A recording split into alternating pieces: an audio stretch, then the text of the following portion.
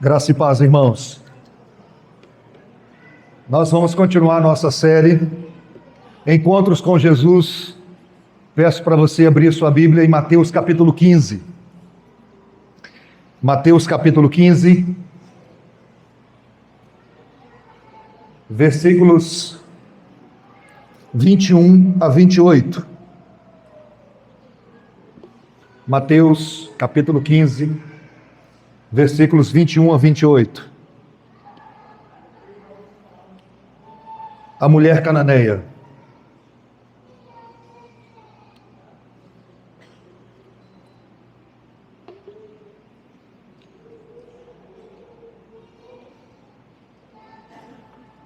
Diz assim a palavra do nosso Deus.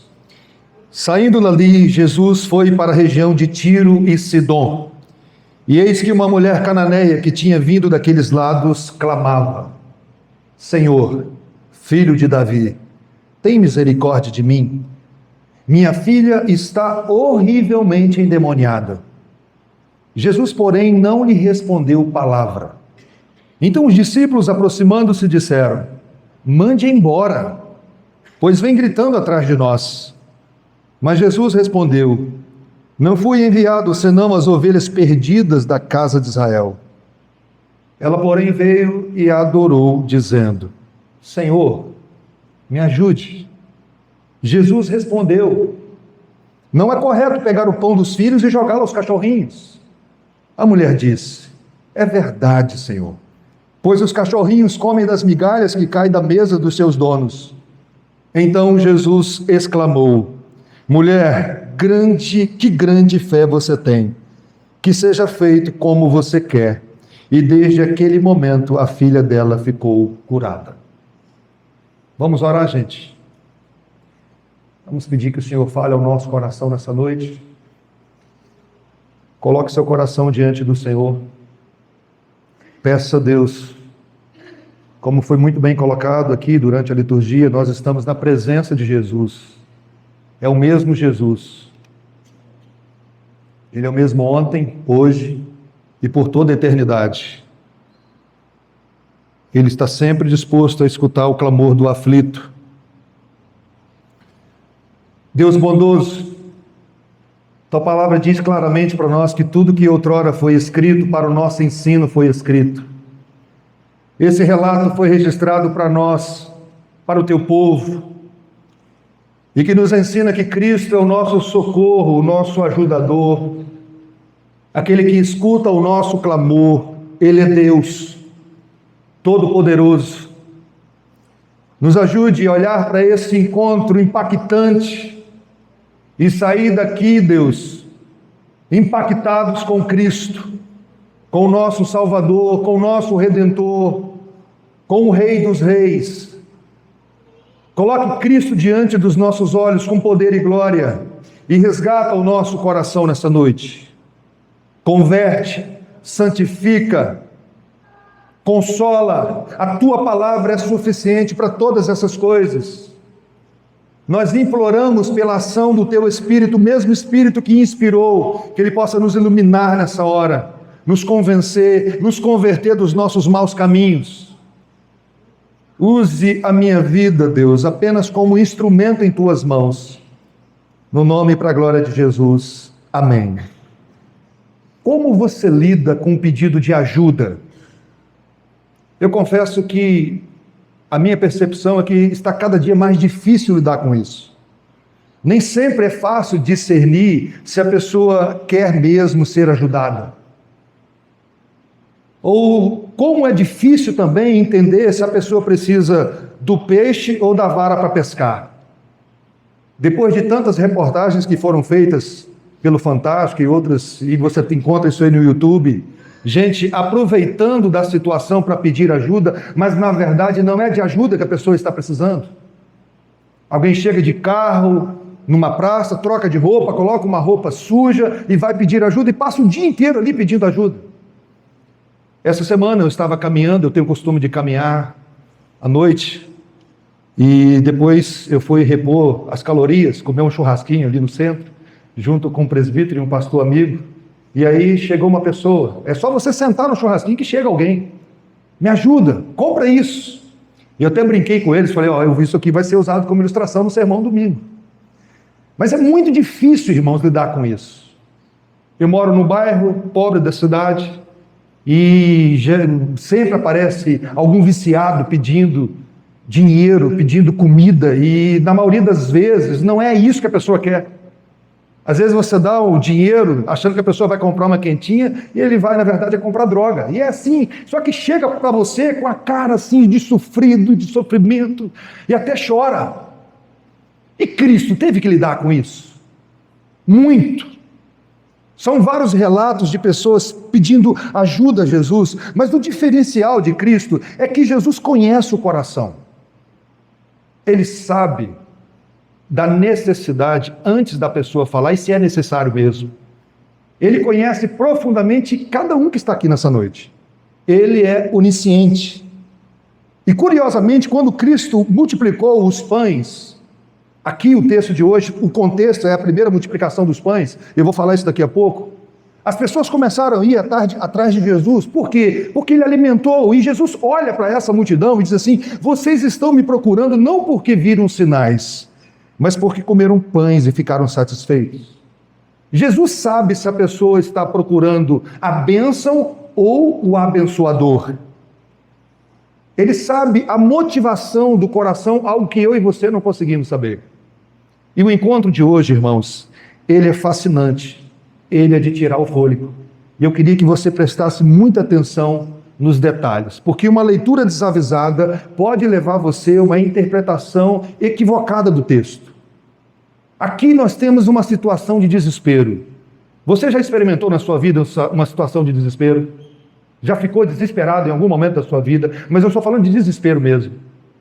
Uns anos atrás, um pastor amigo meu estava com um filho lutando contra o câncer, e depois de vários dias internado, o médico disse, leve ele para casa, não tem jeito mais. E aí ele contou para mim o desespero que ele experimentou. No Rio de Janeiro, saiu andando à noite, sem saber. Ele disse, Bruno, eu saí caminhando no Rio de Janeiro, eu não queria saber se eu ia entrar numa favela, se eu ia passar por um momento de troca de tiro, eu não queria saber de nada. Eu caminhei mais de 2 horas no Rio de Janeiro, sem direção, alguém totalmente desesperado. Aqui nós temos uma filha endemoniada e uma mãe desesperada. Mas antes vamos tentar entender o contexto dessa passagem. Qual é o período do ministério de Cristo? Na primeira mensagem eu disse para vocês que Jesus ele enfrentou oposição dos religiosos da sua época, o tempo inteiro. A oposição satânica, mas ao mesmo tempo a oposição dos religiosos. Foram vários embates, alguns até encalorados. E o capítulo 15 começa relatando para nós um desses confrontos.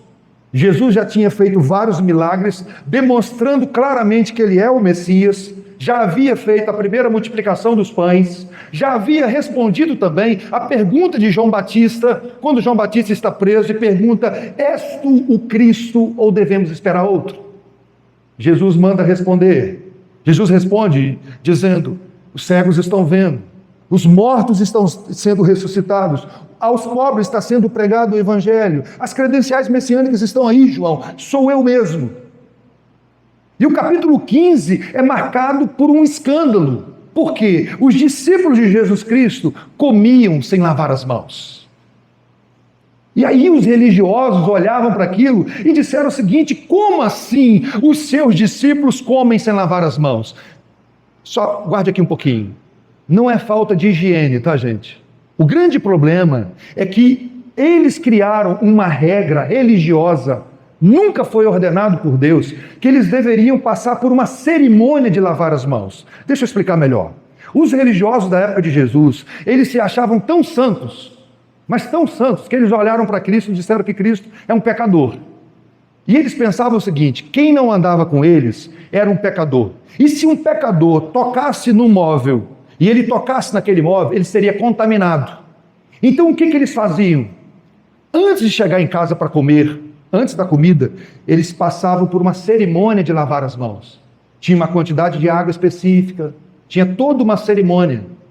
Aí eles falaram para Jesus, curioso, os seus discípulos, eles não comem sem lavar as mãos. E sabe qual foi a resposta de Jesus? Hipócritas. Hipócritas. Bem profetizou Isaías a respeito de vocês. Esse povo me honra com os lábios, mas o coração está longe de mim. Em vão me adoram, ensinando doutrinas que são mandamentos humanos. Deus nunca ensinou isso.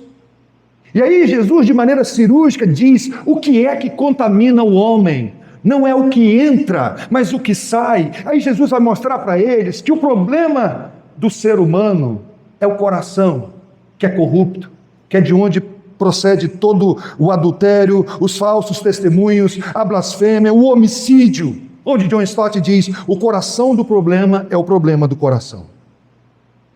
É por isso que a vida cristã não começa com uma melhorada ou com uma ideia de ressignificar a vida, repaginar, maquiar. Não, a vida cristã, como eu ensinei de manhã, ela começa com uma invasão divina, com a necessidade de nascer de novo. Necessário vos é nascer de novo. Não é só uma melhorada, é preciso nascer de novo. Depois desse embate então com os religiosos, Jesus vai para a região de Tiro e Sidom, que é o Líbano hoje. Naquela região onde a viúva de Sarepta alimentou o nosso querido profeta Elias. Uma região de moradores não judeus. Uma região considerada impura, gentia, em que os judeus nem iam lá. E Jesus faz isso de maneira intencional. É a quinta vez que ele sai de Israel para ir para uma região impura. É a famosa rota de Cristo para resgatar alguém. E não é um atalho, gente. Sabe o que Jesus está querendo mostrar aqui para a gente? Vocês estão escandalizados com alguém que come sem lavar as mãos, que não participa da cerimônia de lavar as mãos? Agora eu vou mostrar para vocês o que é escandalizar de verdade. Eu vou sair de Israel e vou para uma região impura. Porque eu quero mostrar que a salvação não é específica de um povo, de uma só raça. Porque todos nós pecamos, e todos nós somos pecadores, e não existe vantagem se você é judeu ou gentio. Todos pecaram e carecem da glória de Deus, é isso que a Bíblia diz. E quando Jesus chega ali, naquela região, o verso 22 diz, projeta: eis que uma mulher cananeia, que tinha vindo daqueles lados, clamava: Senhor, filho de Davi, tem compaixão de mim. Minha filha está horrivelmente endemoniada. O Evangelho de Mateus, irmãos, ele foi escrito primariamente para judeus. E o Espírito Santo registrou que uma mulher cananeia. Sabe o que isso significa? Significa que os cananeus eram inimigos do povo de Deus lá no início. Jesus sai de Israel e vai para a região de Tiro e Sidom e vem uma antiga inimiga do povo de Deus, caminhando na sua direção com um pedido de ajuda. Essa é a ideia do texto. Eu vou escandalizar vocês de verdade. E ela aproxima de Jesus com um conhecimento que a Bíblia não diz para nós como ela adquiriu, porque ela chama Jesus de filho de Davi. Como assim? Que ideia é essa de filha de Davi? Certamente ela ouviu falar da fama de Jesus. Mas existe aqui um contraste intencional do Espírito Santo para nós. Porque enquanto os judeus, os religiosos, estão rejeitando Cristo, uma mulher chega e chama Jesus de Senhor. Ela chama Jesus de filho de Davi. Porque esse era o tratamento correto. O cego de Jericó: Jesus Cristo, filho de Davi, tem misericórdia de mim. Ela conhece as promessas de Deus. Ela conhece aquela promessa que um dia Deus disse para Davi, em 2 Samuel capítulo 7, não faltará a Davi sucessor para o seu trono. Ela se aproxima de Cristo com uma fé fundamentada, não fé na fé, mas uma fé bíblica, crendo que Cristo é o Messias. Porque esse título é extremamente significativo para Jesus Cristo. Significa um título messiânico. Jesus Cristo, filho de Davi, tem misericórdia de mim. Os religiosos estão escandalizados com os discípulos de Jesus em relação às regras de impureza, e essa mulher, considerada por eles impura, se aproxima de Cristo com fé, clamando por misericórdia. Tem misericórdia de mim. Minha filha está horrivelmente endemoniada. Irmãos, você sabe o que é isso? As mães que estão aqui. Um filho doente já é difícil, não é verdade? Agora, uma filha horrivelmente endemoniada. Na Bíblia, a possessão demoníaca, ela apresenta para nós vários quadros de possessão demoníaca. Você tem uma pessoa com uma força fora do normal, aqueles endemoniados, os gadarenos, que nós vamos estudar um dia. Você tem um comportamento suicida, uma criança que às vezes o demônio jogava no fogo, jogava na água. Mas você tem também o endemoniado assintomático, que é o Judas. Lembra de Judas? O demônio entra em Judas, Judas não baba, Judas não troca de voz, não fica com uma força fora do comum, sai consciente para vender Jesus. Aquela pessoa equilibrada, sabe? Augusto Nicodemos diz assim, tem mais gente endemoniada hoje do que a gente imagina. O sujeito está com a cabeça boa no lugar, mas está sendo usado por Satanás para vender Jesus.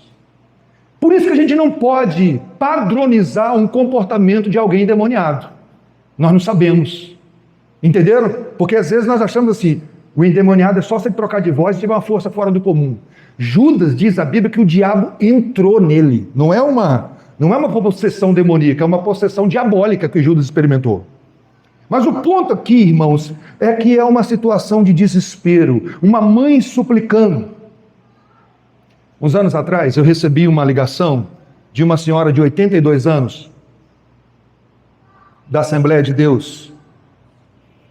E ela, assustada, porque o seu menininho de 60 anos, que ela tenta evangelizar ele todos os dias, e ele, um dia assim, já meio chateado com a mãe, falou, mãe, deixa eu falar uma coisa para a senhora. Não precisa falar de Jesus comigo mais não. Eu sou do diabo mesmo. Imagina uma mãe ouvir isso, gente. E ela me ligou pedindo, Bruno, fala com ele. A mulher cananeia busca na pessoa certa a solução para o seu problema.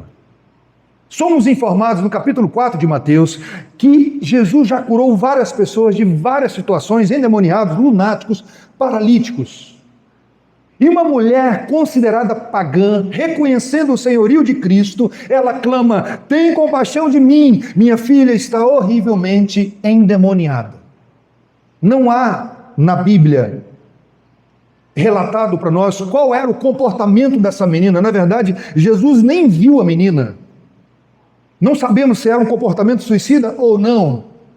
Mas o texto chama muito a minha atenção, porque ela chega e coloca o problema aos pés de Cristo. E qual é a resposta do Senhor Jesus, meus irmãos? Projeto. Jesus, porém, não lhe respondeu palavra. Silêncio de Cristo. O Salvador não diz nada. Como assim? Jesus não se importou com essa mulher. O Messias não diz uma palavra para a mulher desesperada. Como fica as promessas da palavra de Deus? Batei e abri-se-vos-á. Buscai e acharei. Vocês me buscarão e me acharão quando me buscarem de todo o vosso coração. Farei que mude a sorte de vocês, serei achado por vocês, invoca-me no dia da angústia, e eu te livrarei, e tu me glorificarás. A mulher não bateu, a mulher não buscou, ela não invocou o Senhor. É esse o Emanuel, é esse o Deus conosco.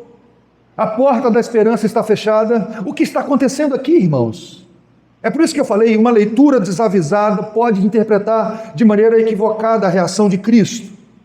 E se você notar o padrão de como Jesus age nos evangelhos, ele tem um padrão. Sempre que alguém busca por ajuda, ele para o que está fazendo para socorrer a pessoa. O ministério de Cristo é marcado por compaixão. No entanto, quando nós olhamos para essa passagem, parece que Jesus ignorou essa mulher. Ele não diz nada. Um silêncio de Cristo. Gente, é mais difícil lidar com o silêncio de Jesus do que com o não. Quando ele diz não logo, que você tem convicção que aquilo ali não é da vontade dele, maravilha, Deus, vamos continuar então. Mas e o silêncio? Como fica? E você sabe muito bem que é mais fácil continuar crendo num ambiente de milagres. Mas quando os céus estão em silêncio, a nossa fé é testada no último grau. É difícil continuar. Eu falei para vocês que eu tenho lido a Bíblia bem mais devagar. Eu não tenho mais aquela pressa de ler a Bíblia 3 capítulos por dia para terminar a leitura. Eu tenho aprendido que ler a Bíblia é olhando para os detalhes, porque a Bíblia é rica demais. E todas as vezes que você perceber o silêncio de Jesus, ele é pedagógico. Ele quer ensinar algo profundo. Os estudiosos vão dizer que Jesus está testando uma fé que ela já demonstrou que tem. E eu tenho certeza que o nosso Redentor escutou o pedido dessa mulher. E Jesus Cristo, ele usa o silêncio para amadurecer a nossa fé. Por isso, não se esqueça. Naquele momento que você clamar e nenhuma resposta for dada, acenda uma luz. O que ele quer me ensinar com isso? Ele está querendo fortalecer a nossa musculatura espiritual. Mas não se esqueçam também que esse texto aqui faz parte do treinamento dos discípulos. 3 anos de ministério de Cristo, treinando os apóstolos que continuariam a obra. Os apóstolos estão com ele o tempo inteiro. E qual foi a reação dos apóstolos? Olha a reação deles, está ali, está projetado ainda. Os seus discípulos, volta lá, os seus discípulos aproximando-se disseram. O que eles disseram, gente? Vamos ler. Mande-a embora, pois vem gritando atrás de nós. Que falta de amor, não, gente? Será que os discípulos estavam insistindo com Jesus para que curasse logo essa mulher, a fim de que ela parasse de chorar e gritar? Ou eles estão ignorando mesmo? Ah, mestre, vamos embora daqui logo. Aqui os estudiosos se dividem. O ponto é que o silêncio de Cristo e nem o pedido dos discípulos desanimou essa mulher. Porque você imagina, você chega para Jesus, faz um pedido, Jesus fica em silêncio, os discípulos dizem assim, Senhor, despede logo. Não dá vontade de bater a poeira e ir embora? Não é possível, gente. Não é da vontade de Deus. E a resposta de Jesus diante do pedido dos discípulos é mais estranha ainda, porque Jesus não responde para a mulher, Jesus olha para os discípulos e responde. Acompanhe comigo. Projeta, por favor, Julia. Mas Jesus respondeu, não fui enviado senão as ovelhas perdidas da casa de Israel. Parece que está tudo desconectado. Você já conversou com alguém? Você está falando de um assunto e a pessoa está falando de outro? Já teve essa experiência? Não parece que essa conversa está assim, truncada? Jesus não está entendendo o pedido da mulher, o discípulo também não está entendendo nada, Jesus não está nem aí para a mulher, não parece. A questão é, essa parece ser uma resposta do Salvador, gente. Eu não fui enviado senão as ovelhas perdidas da casa de Israel. Pergunto para Jesus, então o que o senhor está fazendo fora de Israel? Se o senhor não foi enviado? O que o senhor veio fazer aqui então? Por que o senhor saiu de Israel e veio aqui, para essa região Ciro-Fenícia aqui? Se o senhor não foi enviado, o que o senhor está fazendo aqui no nosso meio? Liga o alerta agora, que senão você pode perder a mensagem. Israel tem prioridade pactual, mas não exclusividade pactual. Israel tem prioridade pactual, mas não exclusividade. Até mesmo no Antigo Testamento, você tinha servos do Senhor que não eram de Israel. Raabe, Ruth, não eram de fato israelitas, mas tinham a mesma fé de Abraão. O que Jesus está dizendo aqui é o seguinte: o meu ministério tem prioridade. A prioridade do meu ministério é as ovelhas perdidas da casa de Israel. O tempo dos gentios vai chegar. É por isso que a missão no Antigo Testamento era centrípeta. Você tinha que ir para Israel para se relacionar com Deus, porque havia somente um local de culto, que era o templo, onde o sistema sacrificial funcionava. A missão no Novo Testamento, depois da ressurreição de Cristo, é centrifugar. Nós levamos Cristo por todo o mundo. Nós podemos adorar o Senhor em espírito e em verdade. Não precisamos de um local único, numa região única no mundo. Aqui nós estamos adorando ao Senhor, em espírito e em verdade.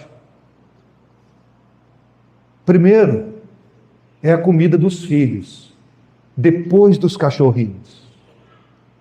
Ao invés de ficar desiludida ou revoltada, entendendo que as portas estão fechadas, ela se aproxima como uma pecadora necessitada da graça, da ajuda, sem argumentar, e faz uma das orações mais lindas de toda a Bíblia.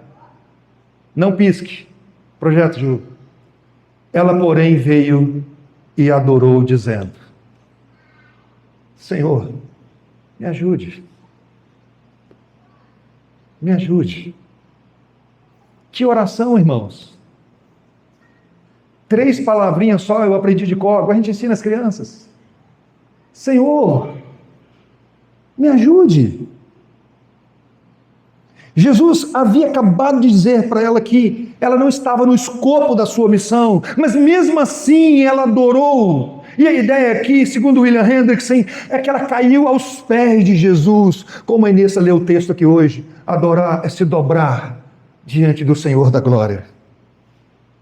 Por isso o texto diz: Senhor, me ajude. Ao invés de desistir, ela adora e ora. Uma pequena oração, mas um verdadeiro derramar do coração. Numa outra versão diz assim: Senhor, socorre-me. Uma oração com essa profundidade toda, em poucas palavras, só podem ser feitas, irmãos, por pessoas fracas. Sabia disso? Um pedido de ajuda é só fraco que faz. E ninguém gosta de ser chamado de fraco. Mas a Bíblia diz que o poder de Deus se aperfeiçoa na nossa fraqueza. Que quando somos fracos é que somos fortes. Sabe por que eu oro e você deve orar também? Porque nós somos fracos. Talvez aqui é a resposta porque nós oramos pouco. Porque nós achamos que somos fortes diante de um Deus Todo-Poderoso. Senhor, me ajuda. Ela estava convencida de que ele era a única esperança para sua filha. E por esse motivo, continuou implorando. Mas você sabe qual foi a resposta de Jesus para esse pedido de socorro? Olha só. Não é correto pegar o pão dos filhos e jogá-lo aos cachorrinhos. Que isso, gente? Que isso, Jesus? Você não acha estranho? É este mesmo o Messias ou devemos esperar outro? O filho de Davi é assim? Entre os judeus daquela época havia uma prática de chamar os gentios de cães.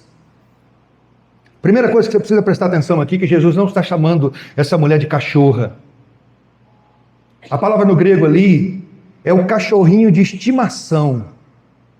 Quem tem? Levanta a mão. Pastor tem, tá? Uma pincha. Você tem que ver aqui como é que é mansinha. Eu acho que ela está endemoniada às vezes. Mas deixa isso para lá, né? O cachorrinho de estimação. Jesus continua falando da prioridade do ministério. Irmãos, essa mulher entendeu o trocadilho que Jesus está fazendo. É um trocadilho. O Sproul disse que essa mulher é uma das mulheres mais incríveis de toda a Bíblia. E é muito claro aqui o agir de Deus na vida dessa mulher. Eu já preguei esse texto várias vezes, confesso para vocês. E eu começo a preparar o sermão na segunda-feira. Amanhã eu já começo no domingo seguinte. E dessa vez eu enxerguei algo que eu até agora não havia enxergado. E foi muito especial para mim. Ela entendeu que Jesus colocou ela pertinho da mesa da graça. Fica aqui debaixo da minha mesa. O cenário descrito por Cristo aqui é familiar. É aquela família que se reúne e os filhos estão ali ao redor da mesa e os cachorrinhos de estimação embaixo. E sem querer, querendo, você deixa cair um pedaço de pão. Eu faço isso direto. Entenderam, gente? Não é bom pegar o pão dos filhos e lançá-lo aos cachorrinhos. Como ela entendeu o trocadilho? Qual foi a resposta dela? Olha a resposta dela. Projeta, Júlia. É verdade, Senhor, pois os cachorrinhos comem das migalhas que caem da mesa dos seus donos. Em outras palavras, sabe o que ela está dizendo? Se o Senhor é o dono, ser um cão na sua casa é um privilégio, Senhor. É um privilégio. Ela não entendeu que isso foi uma ofensa. O que ela está dizendo é: tudo bem, eu posso não ter lugar à mesa, mas nela há comida suficiente para o mundo inteiro. Porque a mesa do Senhor, ela esbanja, o meu cálice transborda, tem pão para todo mundo, é o pão da graça de Deus. E olha o que Tim Keller diz. Ela não está dizendo: Senhor, dê-me o que eu mereço com base na minha bondade. Ela, na verdade, está dizendo: dê-me aquilo que não mereço com base na sua bondade. Além de fé, irmãos, ela tem sabedoria. Uma fé madura, que não exige, mas faz súplicas, sem nenhuma reivindicação, apenas com um pedido na alma: Senhor, me ajuda. Eu estou satisfeita com as migalhas.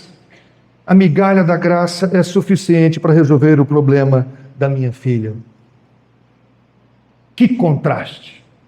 Que contraste! Uma desconhecida, uma cananeia, suplicando ajuda, enquanto os religiosos que receberam os oráculos de Deus estão desprezando o Rei da Glória, que ficava o tempo inteiro implicando com Jesus. Essa mulher se aproxima, não exigindo, mas implorando. Quanto mais compreendemos, irmãos, que Deus não nos deve nada, mais nós pedimos, com base na misericórdia dele. Resposta de Cristo. Agora mudou. Então Jesus exclamou: mulher, que grande fé você tem, que seja feito como você quer. E desde aquele momento a filha dela ficou, que gente?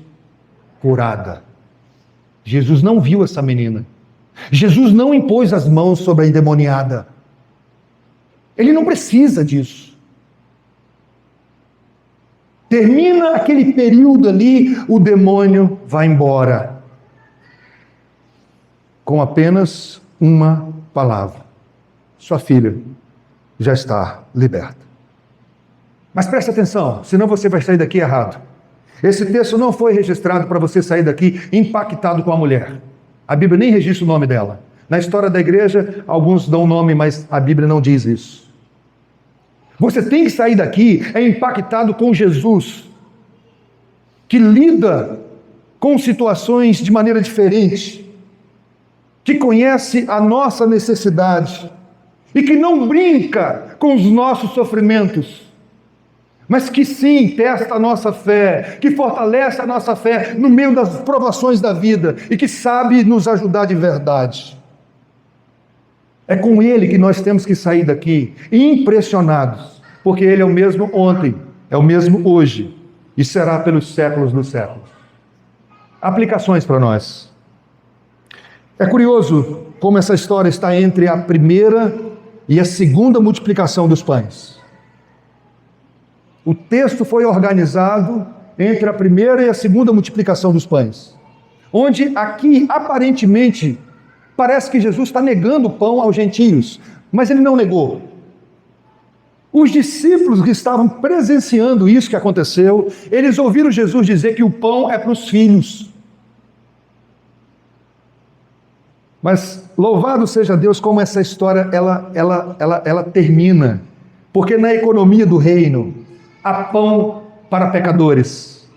Não importa se esses pecadores são judeus ou gentios. Há pão para todos os grupos étnicos. Porque todos pecaram e carecem da glória de Deus, e não há um justo sequer. Essa mulher não era uma judia, mas ela demonstrou fé no Messias. E o Evangelho de João diz que ele veio para os seus, mas os seus não o receberam. Mas a todos quanto o receberam, deu-lhes o poder de serem feitos filhos de Deus, a saber, os que creem no seu nome. Pergunto para você, você crê em Jesus Cristo como seu único e suficiente Salvador? Se isso não aconteceu ainda na sua vida, a minha oração é que o Espírito Santo opere a fé salvadora em você. A Bíblia diz que a fé vem pelo ouvir e ouvir da pregação da palavra de Cristo. Se você ouviu a voz de Jesus nessa noite, dê glória a Ele, porque Ele te aceita. Essa é uma boa nova. Deus nos aceita em Cristo. Segunda aplicação. Uma oração de 3 palavras, gente. E às vezes nós falamos, eu não sei orar. Você sabe pedir ajuda? Talvez você não pediu ainda ajuda à pessoa certa. Senhor, me ajude. Qual foi a última vez que você pediu ajuda para Jesus? Ajuda para o seu casamento. Ajuda pela sua frieza espiritual. Ajuda nos seus momentos de tentação. Ajuda pela nossa nação, pela nossa cidade, pela sua saúde. O Spurgeon dizia, Senhor, ajuda-nos a orar como ela orou. Pedro, que provavelmente estava nesse encontro, ele escreveu nas cartas pastorais, olha o que Pedro escreveu. Projeta, Júlia, por favor. Portanto, humilhe-se debaixo da poderosa mão de Deus, para que Ele, em tempo oportuno, os exalte. Lancem sobre Ele todas as suas ansiedades, porque Ele cuida de vocês. Crer num Cristo silencioso e continuar buscando, mediante todas as portas aparentemente fechadas, é uma grande fé. E orar, irmãos, é uma das ordens que nós mais desobedecemos. Você sabia, já entendeu que orar não é uma opção? Mas ao mesmo tempo é uma das nossas maiores necessidades. A nossa oração não muda o plano de Deus, saiba disso. Mas Deus pode mudar o curso natural das coisas em resposta às nossas orações. Deus é imutável, mas ele muda o curso natural das coisas. Não é um teatro, não é uma brincadeira quando Deus manda a gente orar. A Bíblia chega até a dizer que nós deixamos de receber porque não oramos. Tiago diz isso. Mais uma vez o Keller. Não existe a menor possibilidade de que nossas orações disputem com Deus o controle do universo. No entanto, faz parte da bondade e do desígnio de Deus permitir que o mundo seja suscetível às nossas orações. Ele age, igreja, em resposta às nossas orações. Deus responde à oração do seu povo. Alguém disse que o sol que endurece o barro amolece a cera. Os problemas são oportunidades para nos aproximar do Senhor. Uma filha endemoniada colocou uma mulher aos pés de Cristo. Você já parou para pensar sobre isso? Que aquilo que você talvez esteja enfrentando pode ser uma grande oportunidade para dobrar os seus joelhos. Gente, o pastor de vocês ora muito mais quando tem um monte de problema para resolver durante a semana. Confesso para vocês. Como diz o John Piper, eu coloquei lá no grupo da igreja, não são os dias ruins que me afastam do Senhor, são os dias bons. Quando está tudo bem, a gente dá uma relaxada. Não é assim com você também? Quando Tomé deu a voz da dúvida, Jesus não censurou Tomé, né? Não agrediu com chicote, pelo contrário, deu razões para Tomé continuar crendo. E Tomé confessou: Deus meu e Senhor meu. Olha o que o Jonas Madureira diz: Lembre-se sempre disso. Foi no contexto da dúvida que começou a adoração a Jesus.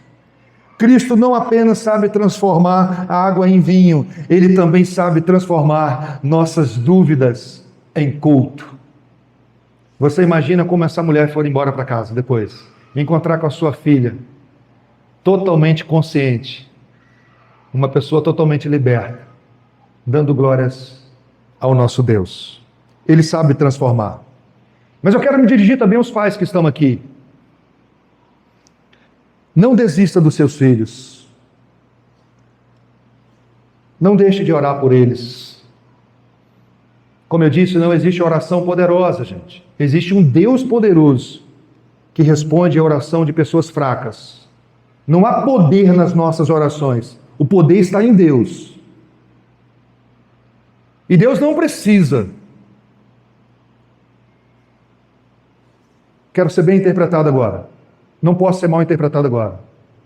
Porque às vezes nós achamos que para o seu filho ser convertido, você tem que trazer ele à força aqui. Você pode orar e Deus converter ele na sua casa, na escola, no passeio, ou até na balada, se ele estiver longe do Senhor, se assim for da vontade de Deus. E é por isso que a gente tem que orar. É claro que todo pai gostaria de ter o seu filho aqui cultuando, adorando o Senhor. Mas quem sabe ele não está aqui mais com você. E você acha que ele só vai ser convertido se ele chegar aqui. Não. Deus pode converter e trazer depois. Então não desista de orar. E olha o que o Spurgeon diz. Jesus é o mesmo. E temos ainda mais razões para confiar nele do que na cananeia poderia ter tido. Senhor, nós cremos. Ajuda a nossa incredulidade e cura nossos filhos. Spurgeon fez essa oração. Quero também fazer uma aplicação aqui com foco na missão. Nós temos uma ordem de ir por todo o mundo, pregar o Evangelho. Os discípulos disseram para Jesus, despede essa mulher.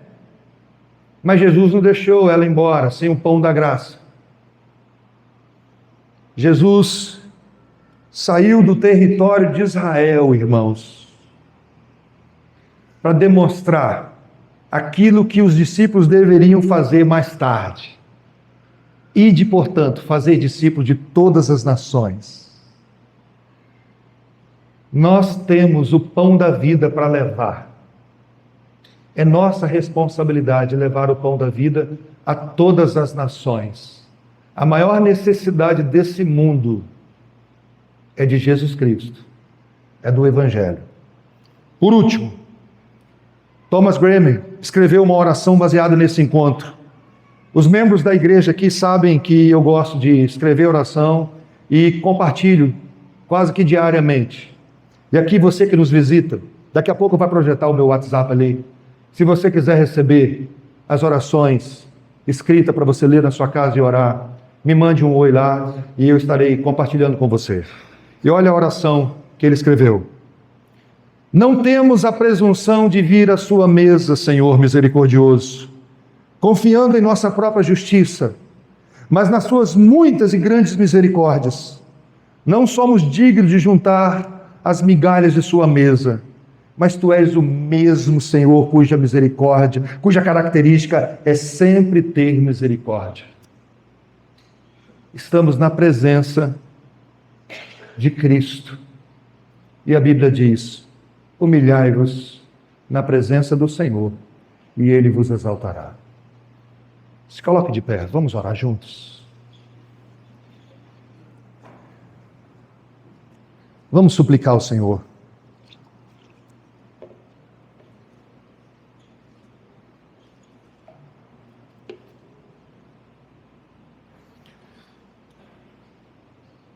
Eu quero dar um tempinho para você orar. Quero te conscientizar que você está na presença dele. É o mesmo, misericordioso, bom. Peça por sua vida, por sua família, por seus filhos. Uma oração pequena. Senhor, me ajude. Me ajude.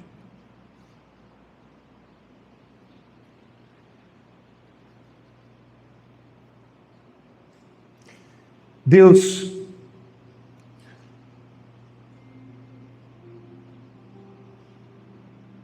é na confiança plena em Cristo, o novo e vivo caminho, que nos aproximamos de Ti nessa noite, com o nosso coração necessitado, com nossas súplicas, suplicando ajuda, suplicando a intervenção do Senhor na nossa vida, na nossa família. Escute, ó Deus, a oração do Teu povo que é feita nessa hora. Responda, Senhor, conforme a Tua boa vontade. Revela o Teu caráter. Mostra a Tua bondade ao Teu povo. Derrama as bênçãos do alto, no nome de Jesus. Que Cristo cresça diante dos nossos olhos. Queremos colocar diante de Ti os nossos filhos, agradecer ao Senhor pela vida deles, pedir por aqueles que estão longe do Senhor. Visita, Senhor, onde quer que eles estejam agora, no nome de Jesus.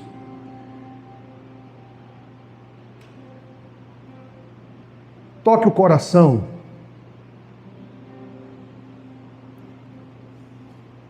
Abençoa, Deus. Proteja-os. Livra-os do mal, do maligno.